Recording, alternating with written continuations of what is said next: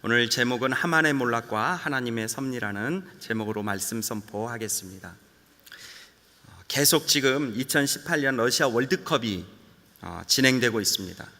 축구공은 둥글다고 하는데 아주 이변이 많이 있는 것 같습니다.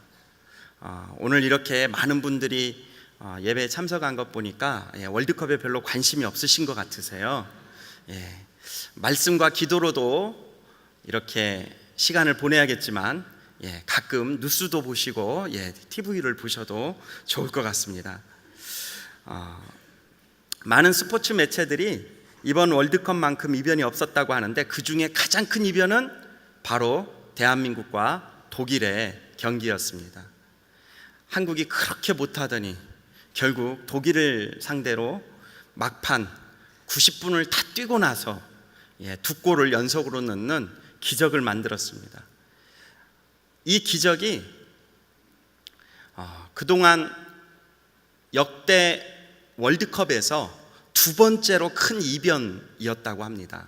또 독일이 80년 그 월드컵 역사 중에 처음으로 조별리그에서 탈락하는 그런 수모를 겪었다고 말합니다. 이 약 한 달의 이 월드컵 기간 동안 수많은 반전의 드라마가 있었지만, 그렇지만 진짜 전 세계 사람들의 이목을 집중했던 것은 당연히 남북 정상회담과 북미 정상회담이었습니다. 사실 작년만 해도 날성 공방으로 저희도 매주 예배 드리기 전에 나라와 민족을 위해서 기도하고 시작을 했었던 기억이 있습니다. 그때 그 긴장감, 수많은 이야기들이 막 나오는 그 긴장감이 얼마나 사람을 힘들게 했는지 모릅니다. 제가 작년 하반기에 어디 출장을 갔었는데요, 제 아내한테 카톡이 왔어요. 저희 아들이 물어봤다고, 아빠 전쟁 나면 어디서 만나야 되냐고, 아빠는 해외 나가 있는데 우리는 어디서 만나야 되냐고, 그런 질문을 했다고, 어떻게 대답하면 좋냐고 이렇게 물어왔던 기억도 있습니다. 선교사님들도 전쟁이 나면 우리는 어떻게 해야 되냐고 교회와 본부에 질문을 하신 분들도 있습니다. 제가 그때 선교사님들께 드렸던 대답은 전쟁 날 것을 대비하는 것도 중요하지만 그것을 오히려 막고 기도하는 것이 중요하다. 우리 한국 선교사 25,000명이 각각 열방에서 기도한다면 하나님께서 분명히 우리나라를 지키시고 세우실 줄 믿는다. 그런 답변을 드린 적이 있습니다. 이런 극적인 드라마들처럼 우리가 이미 지나왔기 때문에 이제는 폼페이오가 북한에 가서 되어지는 모든 이야기들이 이제는 우리가 생각하는 안전함 속에서 가져갈 수 있다라는 그 믿음이 있기 때문에 그때보다는 분명히 마음에 긴장감이 덜한 것이 사실입니다. 오늘 본문 말씀도 우리가 느꼈던 그런 긴장감만큼 아주 박진감 넘치는 이야기입니다. 에스더서를 어떤 분이 소설로 비교하는데, 소설에 보면 이 에스더 6장과 7장이 가장 아주 반전의, 지난주에 읽었던 6장이 반전의 시작이었다면 7장은 절정의 순간이라고 말합니다. 왜 이렇게 되었을까? 하만이 왜 이렇게 무너졌을까? 또 우리에게는 너무나 당연한 거지만 우리에게는 하만 같은 모습이 없는가? 또 에스더는 어떻게 그렇게 용기를 낼 수 있었을까? 사실 에스더가 용기를 낼 수 있는 상황과 환경은 아니었습니다. 그런데 에스더가 용기를 냈습니다. 먼저 그 본문 말씀 1절에서 4절 말씀을 다시 한번 같이 읽어보겠습니다. 시작. 그리하여 왕과 하만은 에스더와 함께 잔치에 갔습니다. 둘째 날 그들이 포도주를 마시고 있는데 왕이 다시 에스더에게 물었습니다. 에스더 왕비, 당신의 소원이 무엇이요? 내가 들어주겠소. 당신이 뭘 부탁하려는 것이요? 내가 이 나라의 반이라도 떼어주겠소. 그러자 에스더 왕비가 대답했습니다. 왕이여, 제가 왕의 은총을 입었다면, 저를 좋게 여기신다면 제 목숨을 살려주십시오. 이것이 제 소원입니다. 그리고 제 동족을 살려주십시오. 이것이 제 부탁입니다. 저와 제 동족이 팔려서 멸망과 죽음과 학살을 당하게 생겼습니다. 우리가 그저 남녀 종들로 팔리게 됐다면 가만히 있었을 것입니다. 그 같은 일로 왕이 괴로워하실 필요가 없기 때문입니다.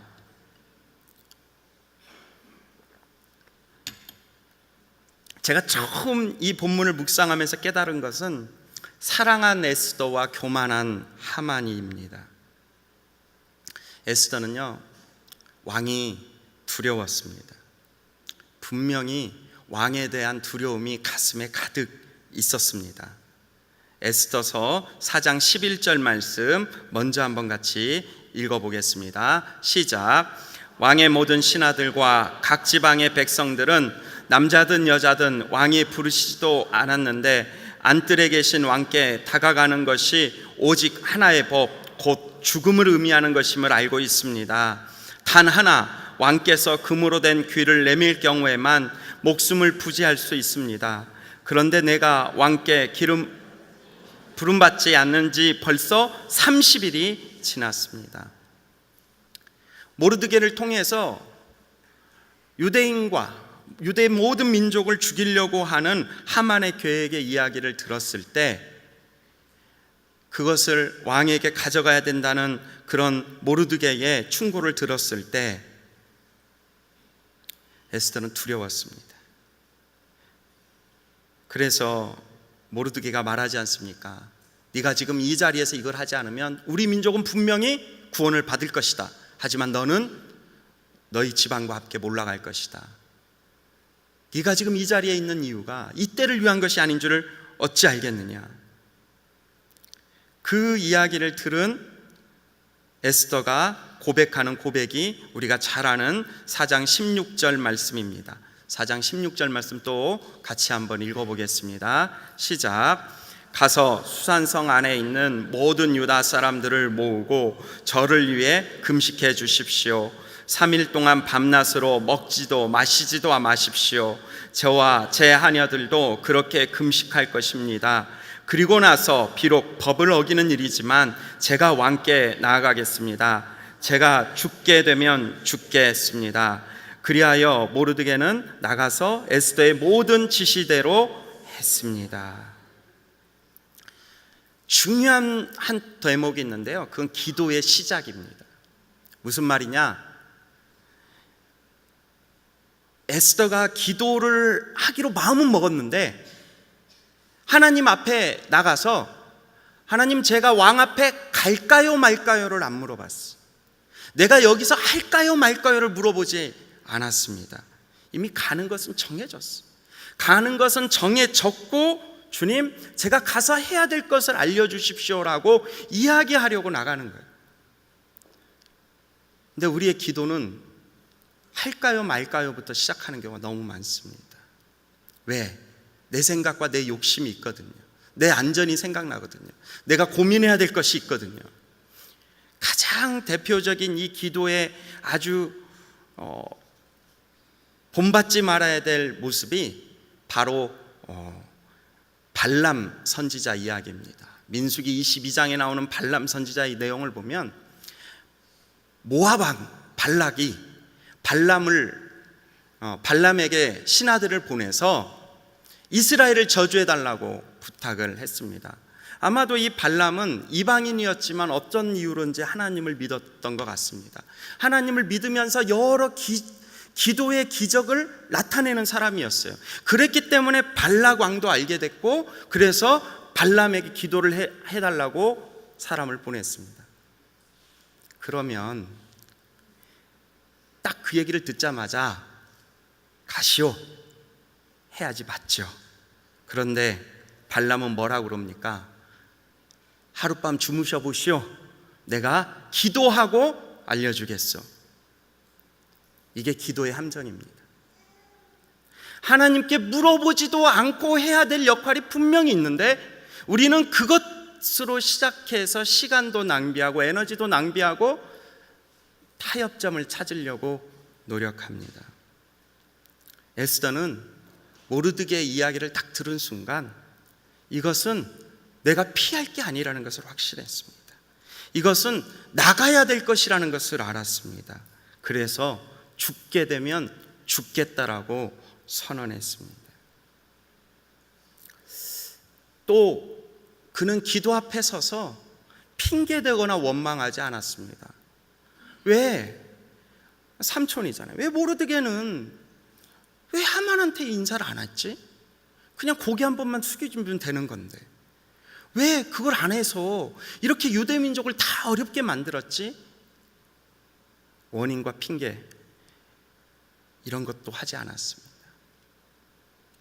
우리는 기도 앞에 섰을 때 정직하지 못할 때가 참 많이 있습니다. 기도해야 될 때 내가 원하는 소원을 가지고 나아갈 때가 참 많이 있습니다. 에스더는 작정했습니다.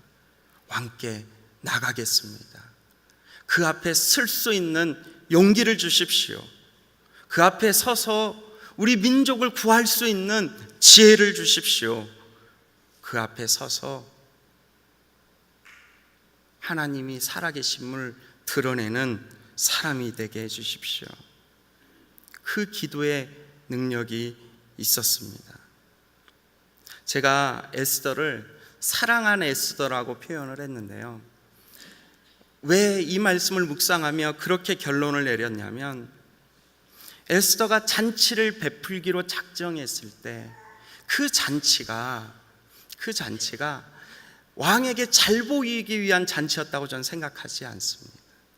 왕의 환심을 사기 위한 잔치였다고 생각하지 않습니다. 분명한 것은 왕이 남편이었던 것입니다.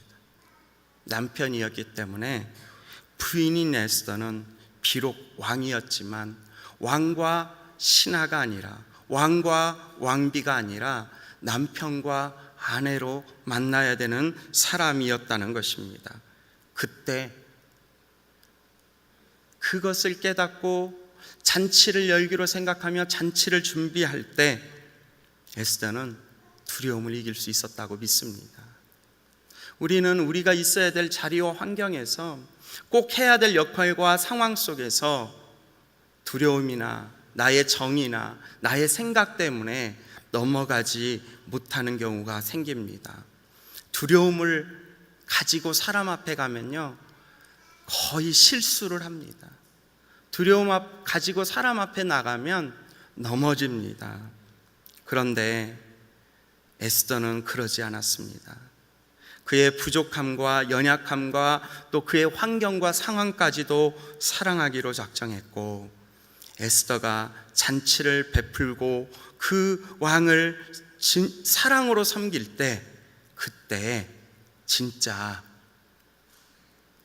3일 어쩌면 우리가 봤을 때 이틀이었지만 저는 에스더가 몇 번의 잔치를 준비했을까?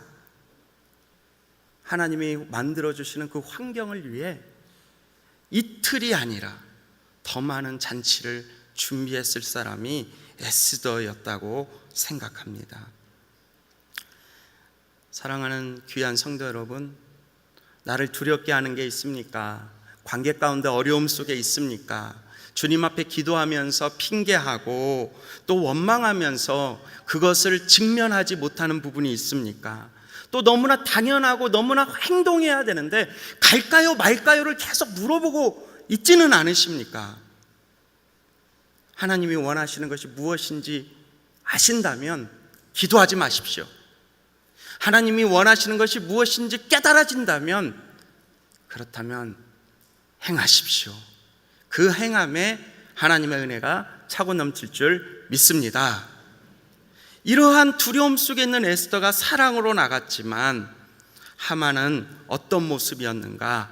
3장 5절 말씀 하만의 원래 모습을 같이 한번 보도록 하겠습니다. 시작. 하만은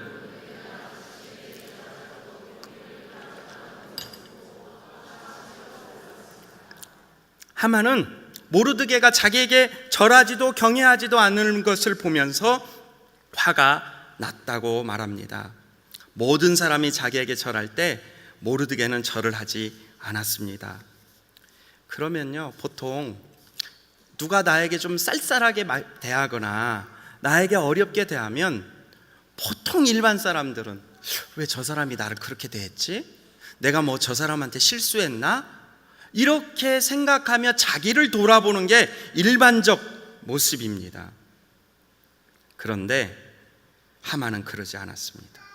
오히려 그것을 통해 더 큰 죄악, 그것을 통해 다른 사람을 대적하려고 작정을 했습니다.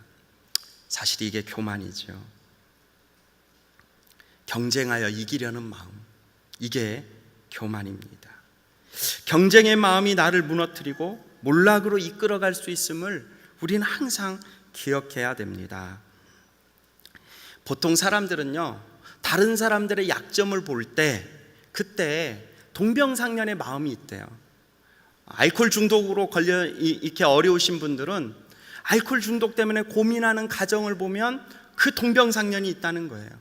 몸이 불편한 어르신들을 모시고 사시는 분들을 보면 또 그것이 눈에 들어오는 사람들은 그 동병상련의 마음이 있다는 것입니다. 다른 사람의 약점, 다른 사람의 부족한 점이 보일 때 동병상련의 마음을 갖는 게 인지상정인데, 악한 사람은 그 약점을 가지고 사람을 공격합니다. 악한 사람은 그 약점을 가지고 다른 사람을 무너뜨립니다. 나는 다른 사람의 약점이 보일 때 어떤 태도를 취하고 있습니까? 그를 보호하고자 하는 마음이 먼저 드십니까? 아니면 그가 약하기 때문에 그와의 관계를 멀리하는 마음이 드십니까? 그래서 내가 교만할 때 다른 사람의 교만은 나를 더욱 화나게 한다고 합니다. 제가 봤을 땐 모르드게도 그렇게 건강한 모습이 있었던 건 아닌 것 같습니다. 그런데 문제는 하만이 그 사람의 옳지 못한 모습을 보니까 더 큰 분노가 난 겁니다. 그래서 분노의 자각이 내가 교만한 사람인가를 측정하는 지표가 된다고도 말합니다. 그래서 많은 사람들이 교만이란 나보다 더 뛰어나거나 나보다 더욱 인정받는 존재가 하나라도 있으면 못마땅하게 여기는 그런 마음의 자세라고 말합니다. 교만은 본성에 의해서 경쟁적이라고 합니다. 다른 악들은 대체로 우연에 의해서 경쟁적이지만 교만은 본성에 의해서 경쟁적이라는 거예요. 학교에서 우리 아이들이 경쟁을 하는 것은 어쩔 수 없는 우연에 의한 경쟁이고, 직장에서 진급을 위해 일하는 우리 남편들의 그 모습, 형제들의 그 모습도 어떻게 보면 우연에 의한 것이 많이 있지만, 교만은요 아주 본성에서부터 나온다는 것입니다. 어떤 분이 이런 예를 들었습니다. 모든 여성분들이, 모든 자매님들이 이뻐지려고 하는 거는 너무나 당연한 거다는 거예요.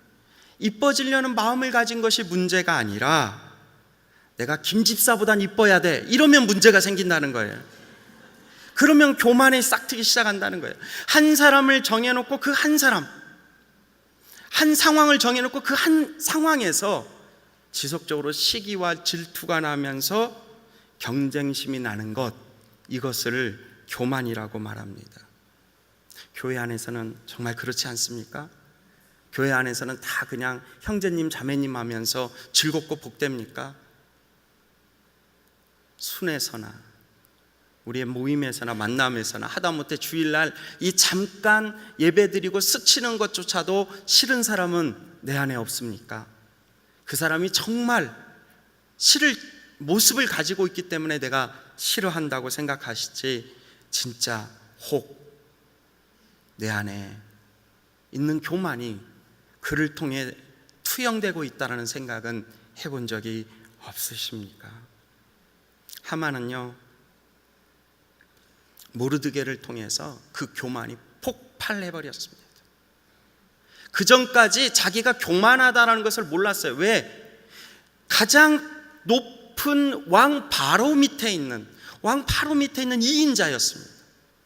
그가 나타나는 모든 것이 교만이라고 생각하지 않고 그것이 당연하다라고 보여졌는데 모르드게 때문에 그의 교만이 폭발해버렸습니다.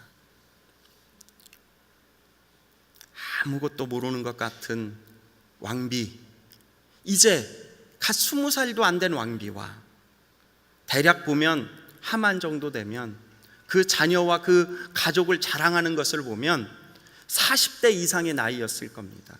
그에게 있어서 에스더는 눈에도 안 들어왔을 거예요. 그런데 사랑 앞에 교만은 무너지는 것을 보게 됩니다. 저는 우리 양지원 누리교회가 사랑에 가득한 기도가 차고 넘치기를 주님의 이름으로 축원합니다. 그래야만 교만을 꺾을 수 있습니다. 미워하는 사람을 위해서 기도할 수 있는 능력, 나에게 큰 어려움을 줬던 사람, 나를 배신하고 떠난 사람, 나에게 엄청난 상처를 준 사람을 위해서 눈물로 기도하는데 진짜 그리스도의 영혼이 내 안에 와서 기도할 수 있을 때 그거는요, 본인이 기도하다 보면 깨닫게 됩니다. 그게 몇 년이 걸릴지 평생이 걸릴지 우리는 모릅니다. 하지만 분명한 것은 그 기도를 하는 사람을 하나님이 외면하시지 않는다는 것입니다. 사랑하는 귀한 성도 여러분, 주님 안에서 엎드리십시오. 그리고 교만한 자, 어려운 자, 힘든 자, 나를 무너뜨리고 했던 자들을 주의 사랑으로 기도하며 세우는 믿음의 역사가 저와 여러분의 삶 가운데 가득하시기를 주님의 이름으로 축원합니다. 두 번째로 에스더와 하만의 모습을 같이 보고자 합니다. 5절부터 8절 말씀 또 한번 같이 읽어보겠습니다. 시작. 아수에로 왕이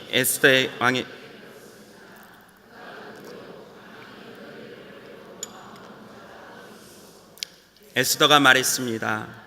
원수이며 적수는 바로 이 사악한 인간 하만입니다. 그러자 하만은 왕과 왕비 앞에서 하얗게 질렸습니다. 왕은 몹시 분노에 일어서서 잔치자리에서 떠나 왕궁 정원으로 들어갔습니다. 그러나 하만은 왕이 이미 자기 운명을 결정한 것을 알고 에스더 왕비에게 목숨만 살려달라고 빌었습니다. 왕이 왕궁 정원에서 잔치자리로 돌아왔습니다. 하만은 에스더가 기대어 앉았던 긴 의자에 꿇어 엎드려 있었습니다. 왕이 말했습니다. 저자가 내 집에서 나와 함께 있는 왕비를 폭행하라는 것 아니냐. 왕의 입에서 이 말이 나오자 사람들이 하만의 얼굴을 가렸습니다. 두 번째 저는 준비한 에스더와 과시한 하만이라는 작은 제목으로 나누고 싶습니다. 왕이 물었습니다. 그가 누구요? 감히 그런 일을 벌이려는 마음 먹은 사람이 누구요? 라고 말했을 때 진짜 에스더의 지혜가 절정을 이루죠. 누구요? 어디 있소? 라고 말할 때 바로 에스더가 그 원수며 적수는 바로 이 자리에 있는 이 사악한 인간 하만입니다 라고 미리 하만을 그 자리에 대령해 놓았던 것입니다. 만일 하만이 그때 그 자리에 없었다면 강교한 하만이 왕의 마음을 회유했을 수도 있습니다. 에스더가 3일간 금식 기도를 하며 이 모든 상황을 하나님 앞에 올려드렸을 때 에스더가 깨달은 것은 대적에게는 틈을 주지 않는 것입니다. 하만은 자기의 모르드게를 통한 그 욕심을 가지고 모르드게와 유대인을 죽이기로 왕의 칙령을 허락받았습니다. 그런데 그 내용이 3장에 나오는데 그 칙령이 발표된 다음에 4장에서 에스더는 기도하고 금식하며 준비하였지만 5장에서 하만을 보면 자기 자신을 과시하고 있었습니다. 5장 11절부터 13절 말씀 같이 한번 읽어보겠습니다. 시작. 하만은 많은 재산과 많은 아들들에 대해서와 왕이 자기를 얼마나 존중해 주는지, 다른 귀족들이나 대신들보다 얼마나 높은 위치에 있는지 자랑했습니다. 그리고 덧붙였습니다. 그런데 그게 다가 아니야. 에스더 왕비께서 준비한 잔치에 왕과 동반으로 초대된 사람이 나 말고 더 있겠어? 그리고 왕비께서 내일도 왕과 함께 오라고 초대하셨어. 하지만 저 유다 사람 모르드게가 왕의 문 앞에 앉아 있는 한 이 모든 것들도 만족스럽지 않아. 이러한 교만이 결국 자기를 몰락으로 가지고 가게 한 것이죠. 사람들에 대한 끊임없는 적대감, 그러면서도 자신을 드러내는 그 과시를 멈추지 않은 하만. 여러분, 내가 과시할 수 있는 위치에 있어도 겸손하십시오. 우리가 항상 잊지 말아야 될 것은 마귀가 무능하거나 무지해서 천사의 자리에서 마귀의 자리로 떨어진 것이 아니라는 것입니다. 그것은 교만함 때문이었습니다. 자신보다 더 뛰어난 존재가 있다는 사실을 받아들일 수 없을 때, 그때 그는 과시하고 싶었고 교만하게 되었습니다. 내가 교만한 사람인가 아닌가를 어떻게 알 수 있느냐, 그 예화를 찾다 보니까 또 이런 얘기가 있습니다. 어떤 모임에 있어서 즐겁고 축복된 분위기가 내가 참석했을 때 그것이 활성화되고 더 좋아진다면, 그렇다면 나는 교만한 사람이 아닐 수도 있지만 내가 그 모임을 떠나고 난 다음에 더 기쁘고 즐거운 모임이 된다면 나는 돌아봐야 된다는 것입니다. 예상외로 그런 이야기를 들을 때가 있지 않습니까? 또 어떤 모임에서 내가 어떤 자국을 남겼는데, 그 마음을 남겼는데 그것이 과시의 자국이 되어서 남을 수도 있다는 것입니다. 그래서 우리는 내가 속해 있는 곳에서 정말 내가 화평의 사람인가? 내가 속해 있는 곳에서 정말 나를 필요로 하는 곳인가? 내가 다른 사람들이 하지 못하는 그 자리에 내가 서서 그 일을 이루어가고 있는가 고민하고 바라봐야 된다는 것입니다. 하만은요, 자기의 자리를 높이고 자기의 힘을 사용하기를 즐거워했지만 그것을 가지고 사람을 섬긴다라는 느낌은 없었습니다. 정말 이롭게 하고 새롭게 한다라는 그런 고백은 없었습니다. 우리의 삶 속에서도 이런 일이 있을까 봐 저는 항상 두렵습니다. 우리 양지원 누리교회 모든 성도들이 모이는 곳이 주님이 정말 기쁨으로 함께하는 자리가 되었으면 좋겠습니다. 최근에 생명의삼 묵상을 하다 보니까 생명의삼 뒤에 묵상의 글에 이런 글이 있었는지 제가 너무 공감을 했습니다. 교회는 10명이 일할 수 있는 것을 30명이 일하면서 즐겁게 일하는 곳이 교회다. 그런데 우리는 교회가 10명이 일해야 되는 걸 5명이 일해서 힘들고 눈물 나는 것이 교회가 되어버렸습니다. 내가 그 30명 안에 드는 사람입니까? 그리고 그 안에 기쁨을 주는 사람입니까? 하나님께서 나에게 주시는 그 기쁨과 평강을 우리 모두가 이해하고 같이 갈 수 있는 믿음의 동역자들이 되시기를 주님의 이름으로 축원합니다. 마지막으로 9절 10절 말씀, 9절 10절 말씀 같이 한번 읽어보겠습니다. 시작. 그러자 왕의 시중을 들던 내시 하브르보나가 말했습니다. 하만의 집에 50규빗 되는 나무가 세워져 있습니다.